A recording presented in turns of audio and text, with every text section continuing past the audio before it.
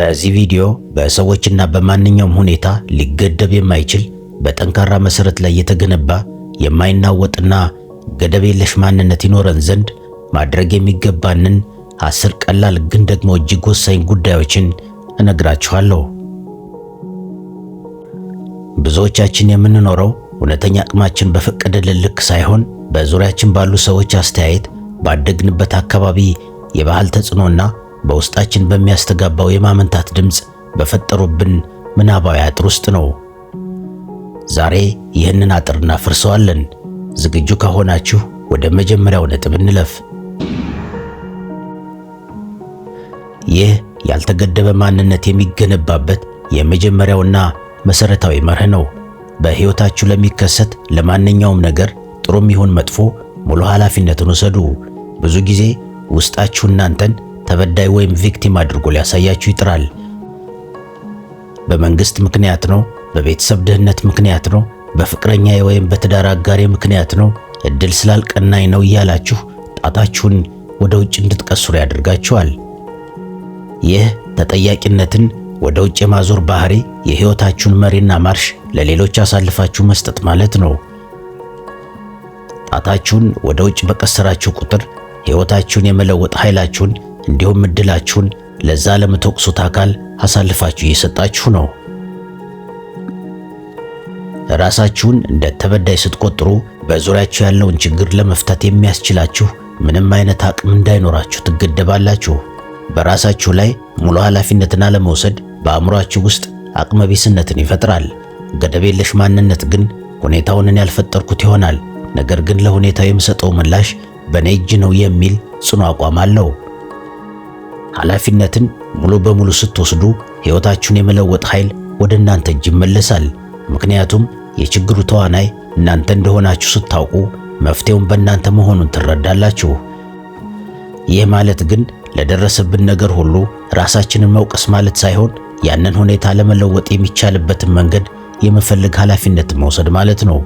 እውነተኛ ነፃነት የሚጀምረው በሕይወታችሁ ላይ ሙሉ ስልጣን እንዳላችሁ ስታምኑ ነው።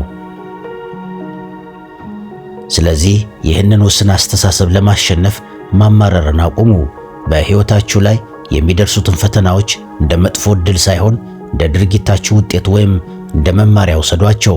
የገሌ ስህተት ነው የሚል ስሜት ሲመጣ እናንተ ውሳኔው የኔ ነው፣ መፍትሄውም በኔ እጅ ነው ብላችሁ የሕይወታችሁን መሪ ጨብጡ። በሕይወታችሁ ውስጥ ያለውን ማንኛውንም ስምምነት ወይም አለመስማማት፣ ችግር ወይም ስኬት በራሳችሁ ድርጊት ወይም ውሳኔ የመጣ መሆኑን ስትቀበሉ ያንን ሁኔታ የመቀየር ብቃቱም በራሳችሁ እጅ መሆኑን ትረዳላችሁ። ያልተገደበ ማንነት እንዳይኖራችሁ የሚያደርገው ሌላውና ትልቁ መሰናክል በአእምሯችሁ ውስጥ የተገነባው ሁሉንም አውቃለሁ ወይም ሁሉንም ተረድቻለሁ የሚለው የአስተሳሰብ ኩራት ነው። ይህ ዝንባሌ ልክ እንደ ኮንክሪት ግድግዳ አዳዲስ ሐሳቦችና ጥበቦች ወደ አእምሯችሁ እንዳይገቡ ይጋርዳል። ውስጣዊ ውስንነታችሁ እናንተን በአሮጌ ዕውቀታችሁና በተሞክሯችሁ ውስጥ አስሮ ሊያስቀራችሁ ይጥራል። ይህንን እኮ አውቀዋለሁ፣ ከዚህ በፊት ሞክሬዋለሁ፣ አይሰራም፣ ከዚህ በላይ ምን አዲስ ነገር አለ እያለ አዳዲስ ዕድሎችንና ያልተመረመሩ ጥበቦችን እንዳታዩ አይኖቻችሁን ይጋርዳል።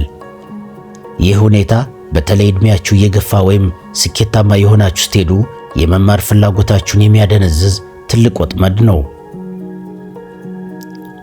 ይህ በአሮጌ ዕውቀት መታሰርና መደነዝ ወይም ኮግኒቲቭ ስታግኔሽን በሕይወታችሁ ዙሪያ የሚከናወንን ማንኛውንም እድገት ቀጥ አድርጎ የሚያቆም አደገኛ ባዜ ነው።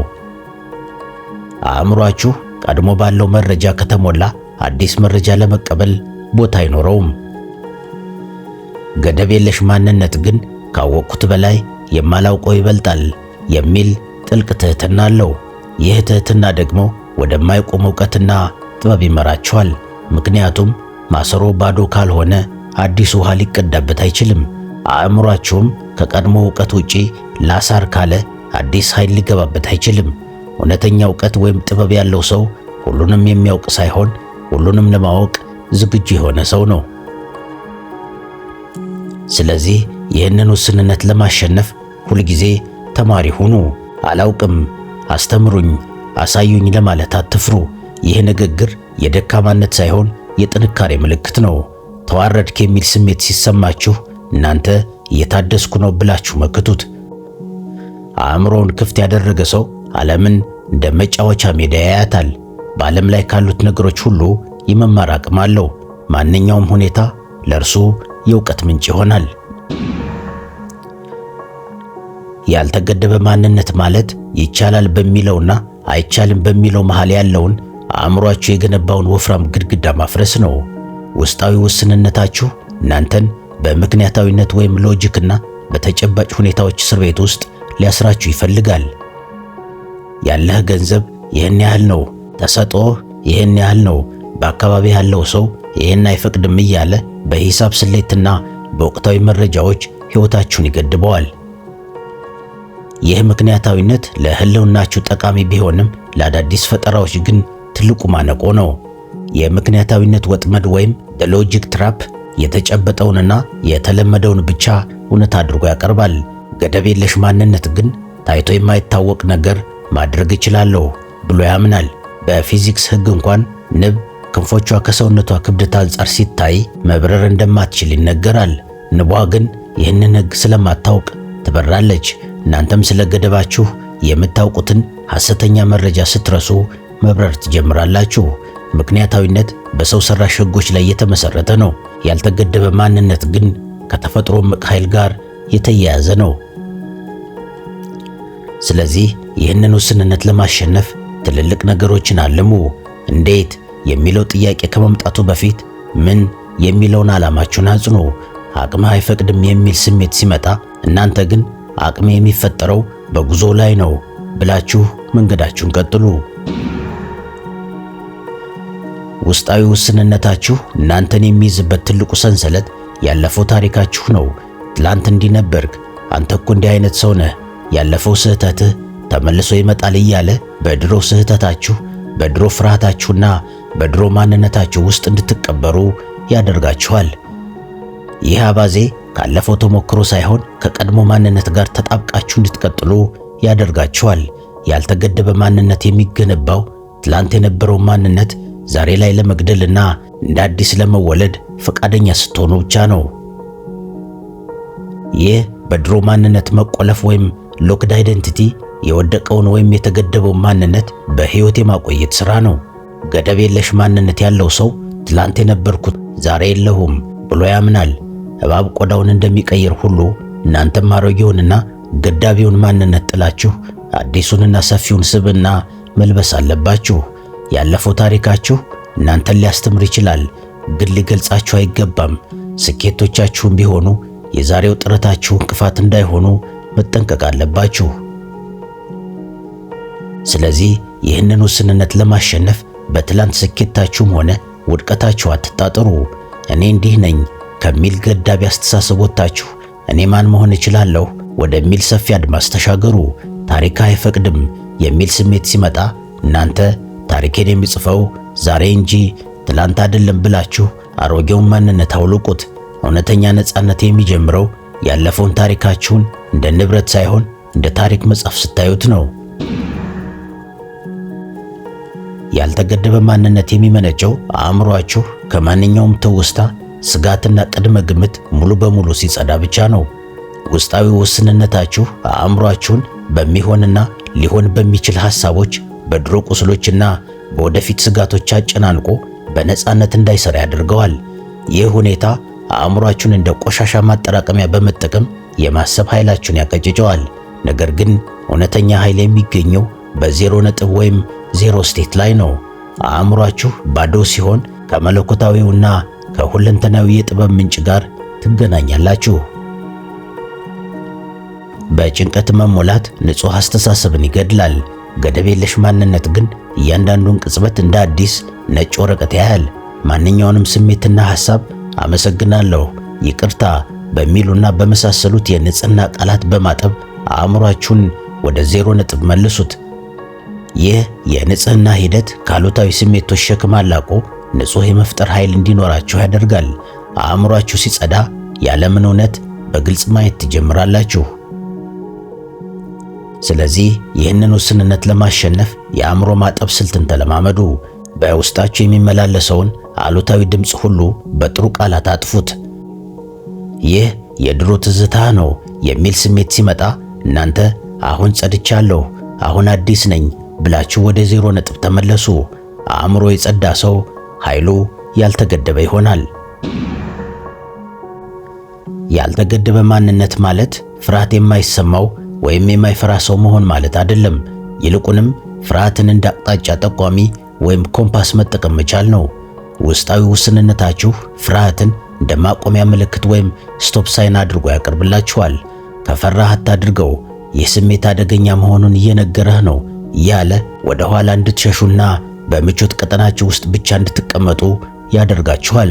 ነገር ግን እውነታው ፍርሃት የሚሰማው አዲስ ድንበር ላይ ስትቆሙ፣ ወደ አዲስ የእድገት ደረጃ ልትሸጋገሩ ስትቃረቡ ብቻ ነው። ፍርሃት የሞት ሳይሆን የለውጥ ምልክት ነው። ፍርሃት የድክመት ምልክት ሳይሆን ነፍሳችሁ ወደ አዲስ ከፍታ ልትሸጋገር መሆኗን የምታበስርበት ደወል ነው። ፍርሃታችሁን ለመዋጋት ስትሞክሩ ፍርሃቱን ይበልጥ ያበረታዋል። ፍርሃትን እንደ ጓደኛ መቀበል ግን ኃይሉን ያቀልላችኋል። ፍርሃት እያለባችሁ ወደፊት መራመድ የድፍረት ሁሉ ከፍተኛው ደረጃ ነው። ስለዚህ ይህንን ውስንነት ለማሸነፍ ፍርሃታችሁን አትፍሩት። የፍርሃት ስሜት ሲመጣባችሁ ይህ ፍርሃት ወደ አዲሱ ማንነቴ መግቢያ በር ነው ብላችሁ በድፍረት ተሻገሩ። ፍርሃትን የተላመደ ሰው ገደብ የለውም። ብዙ ጊዜ ያልተገደበ ማንነት ለመገንባት በግድ እንታገላለን። ይህም ራሱ ገደብ ነው። እውነተኛው ያልተገደበ ኃይል የሚመጣው ከድካም ይልቅ ከተመስጦ ነው። ውስጣዊ ውስንነታችሁ እናንተን በድካም ብቻ ውጤት እንድታመጡ በማድረግ ኃይላችሁን ያሟጥጠዋል። ካልደከምክ አታገኝም ወይም በላብህ ካልበላህ አይሆንም በሚል እሳቤ ነፍሳችሁን ያሰቃያታል። ይህ በአካልና በአእምሮ ድካም ላይ ብቻ መመስረት የውስጥ ጥበብንና የነፍስን ፈጠራ ያዳፍናል። ገደብ የለሽ ማንነት ግን አእምሯችሁ ሲረጋጋ ከሚመጣው የውስጥ ተመስጦ ኃይል ይቀዳል። ከጥረታችሁ በላይ የሆኑ መፍትሄዎችና እድሎች ይከሰቱላችኋል። ይህ ተመስጦ ድካምን ወደ ደስታ፣ ችግርን ደግሞ ወደ መፍትሄ ይለውጠዋል። በራሱ ጥረት ብቻ የሚሮጥ ሰው ገደብ አለው። በተመስጦ የሚመራ ሰው ግን ገደብ የለውም። ስለዚህ ይህንን ውስንነት ለማሸነፍ ሁልጊዜ ራሳችሁን አትወጥሩ። አእምሯችሁ እንዲረጋጋና የውስጥ ድምጻችሁ እንዲናገር እድል ስጡት። ተጨነቅ የሚል ስሜት ሲመጣ እናንተ እኔ ስረጋጋ መፍትሄው በራሱ ይመጣል በሉት። የተመስጦን ኃይል ከተጠቀማችሁ በአነስተኛ ጥረት እጅግ ከፍተኛ ውጤት ማምጣት ትችላላችሁ። ያልተገደበ ማንነት የሚገነባው በውጭው ዓለም በሚከሰቱ ነገሮች ላይ በደመ ነፍስ ምላሽ መስጠት ስታቆሙ ነው። ውስጣዊ ውስንነታችሁ እናንተን ምላሽ ሰጪ ወይም ሪአክቲቭ አድርጎ ሊያስቀራችሁ ይጥራል። ሰው ሲሰድብህ ተቆጣ፣ ነገር ሲበላሽ ተጨነቅ፣ ክፉ ወሬ ስትሰማ ተስፋ ቁረጥ እያለ እናንተን እንደ አሻንጉሊት በሁኔታዎች ክር ያንቀሳቅሳችኋል። ይህ አባዜ የእናንተን ሰላምና ድርጊት በሌሎች ሰዎች ወይም በሁኔታዎች ላይ ጥገኛ ያደርገዋል። ምላሽ ሰጪ የሆነ ሰው ሁልጊዜም በሁኔታዎች የተገደበ ነው። ምክንያቱም ሁኔታዎች ሲቀያየሩ ይህ በሁኔታዎች መመራት ወይም ኢሞሽናል ዲፔንደንሲ የውስጥ ሰላምን ይገድላል። ገደብ የለሽ ማንነት ግን በዙሪያ የሚሆነው ነገር ሳይሆን በውስጥ የሚሆነው ነገር ነው ዕጣ ፈንታዬን የሚወስነው ብሎ ያምናል። በሁኔታዎችና በምላሻችሁ መካከል ሰፊ ክፍተት ፍጠሩ። ያ ክፍተት የእናንተ የነጻነት ቦታ ነው። በዛ ክፍተት ውስጥ ምላሽ ከመስጠት ይልቅ ተገቢውን እርምጃ ለመውሰድ የሚያስችል ጥበብ ይገኛል። ስለዚህ ይህንን ውስንነት ለማሸነፍ ሁልጊዜ ረጋ በሉ። አንድ ነገር ሲከሰት ወዲያውኑ ምላሽ ከመስጠት ይልቅ ይህ ለበጎ ነው፣ ከዚህ ምን እማራለሁ ብላችሁ ጠይቁ። ተበሳጭ የሚል ስሜት ሲመጣ እናንተ ግን እኔ በራሴ ስሜት ላይ ንጉሥ ነኝ ብላችሁ የሁኔታዎች ጌታ ሁኑ። እናንተ በምታዩት ነገር ላይ ሳይሆን በምታምኑት ነገር ላይ ስትሰሩ ያልተገደበ ትሆናላችሁ። ውስጣዊ ውስንነታችሁ እናንተን እኔ ብቻ በሚል ጠባብ አስተሳሰብ ውስጥ ሊያስራችሁ ይሞክራል። የራስህን ብቻ ያዝ፣ ለሌላው አትጨነቅ እያለ አድማሳችሁን ያጠበዋል። ይህ የራስ ወዳድነትና የስግብግብነት ስሜት እናንተን በድህነት ስነ ልቦና ወይም ስኬርሲቲ ማይንድ ሴት ውስጥ ዘግቶ ኃይላችሁና ሀብታችሁ እንዲጠብ ያደርጋል። ነገር ግን ያልተገደበ ማንነት የሚገነባው ከራስ አልፎ ለሌሎች መትረፍ ሲቻልም ነው። ስትሰጡና ስታገለግሉ አእምሯችሁ እኔ ጋር በቂ ነገር አለ የሚል የጥጋብና የሀብት መልእክት ለነፍሳችሁም ለአእምሯችሁም ያስተላልፋል። ይህም ተጨማሪ እንዲኖራችሁ በር ይከፍታል። ገደብ የለሽ ማንነት ለሌሎች በሰጠው ቁጥር የበለጠ አገኛለሁ ብሎ ያምናል። ዕውቀታችሁን፣ ጊዜያችሁንና ፍቅራችሁን ያለ ገደብ ስትሰጡ የዓለም ኃይል በሮች ለእናንተ መከፈት ይጀምራሉ። መስጠት ማለት መቀነስ ሳይሆን የኃይል ዝውውር መፍጠር ነው። ስለዚህ ይህንን ውስንነት ለማሸነፍ ለሌሎች የሚተርፍ ልብ ይኑራችሁ። ዛሬ ለማን ምን ላበርክት ብላችሁ ጠይቁ። ያልቅብሃል የሚል ስሜት ሲመጣ እናንተ በሰጠው ቁጥር እበለጽጋለሁ ብላችሁ የራስ ወዳድነትን ገደብ ስበሩት። የምትሰጡት ነገር ሁሉ በሌላ መንገድ ተባዝቶ ወደ እናንተ ይመለሳል። ያልተገደበ ማንነት ግንባታ የሚጠናቀቀውና የሚታተመው በምስጋና ወይም ግራቲቲዩድ ነው። ውስጣዊ ውስንነታችሁ እናንተን በጎደላችሁ ነገር ላይ እንድታተኩሩ በማድረግ በምሬትና በሐዘን ውስጥ ሊያስራችሁ ይጥራል። ይሄ የለህም፣ ያ አልተሳካልህም፣ የገሌ ይሻላል እያለ ትኩረታችሁን ወደ እጥረት ወይም ስኬርሲቲ ይስበዋል። ይህ የአጉረምራሚነት ስነ ልቦና የያዛችሁትን በረከት እንዳታዩ ያደርጋችኋል። ነገር ግን ምስጋና ማለት ያላችሁን ነገር ማባዣና የሌላችሁን ነገር መሳቢያ ትልቁ መግነጢሳዊ ኃይል ነው። ማጉረምረም በረከትን ይወስዳል። ገደብ የለሽ ማንነት ግን በትንሹም በትልቁም ላይ ምስጋና አለው። ለትንሹ ስታመሰግኑ ለትልቁ ብቁ ትሆናላችሁ። ምስጋና በውስጣችሁ ያለውን ፍርሃትና ጭንቀት አስወግዶ በምትኩ የድልና የደስታ ስሜትን ይሞላል። ምስጋና ከምክንያታዊነት በዘለለ ከፈጣሪ ጋር የሚያገናኝ ድልድይም ጭምር ነው። እናም በየቀኑ የምታመሰግኑበትን ቢያንስ አንድ ነገር አስታውሱ። ምን ያስደስትሃል የሚል ስሜት ሲመጣ እናንተ ስለ እስትንፋሴ፣ ስለ ዕውቀቴና ገና ስለሚመጡት በረከቶቼ አመሰግናለሁ ብላችሁ የገደብ አልባነትን ማኅተም በነፍሳችሁ ላይ አትሙ። ምስጋና ያልተገደበ ማንነት የሚገኝበት ዋናው መዳረሻ ነው።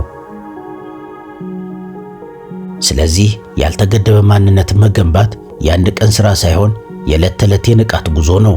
እነዚህን 10 ነጥቦች እንደ መመሪያ ስትጠቀሙባቸው ቀስ በቀስ በውስጣችሁ የነበሩት ግድግዳዎች ሲፈርሱና አድማሳችሁ ሲሰፋ ትመለከታላችሁ። እናንተ የተፈጠራችሁት በዓለም ገደቦች እንድትታጠሩ ሳይሆን ዓለምን በእናንተ አቅም እንድትቀይሩ ነው። አልችልም ከሚለው አስተሳሰብ ወጥታችሁ በእኔ ውስጥ ያለው ኃይል ሁሉንም ይችላል ወደሚለው ደረጃ ስትሸጋገሩ እውነተኛው ነፃነትና ገደብ የለሽነት ያኔ ይጀምራል።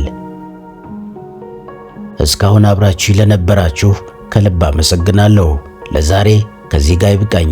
በሌላ ጊዜ በሌላ ሐሳብ እስካገኛችሁ ሰላም፣ ፍቅርና ጤና ከእናንተ ጋር ይሁን።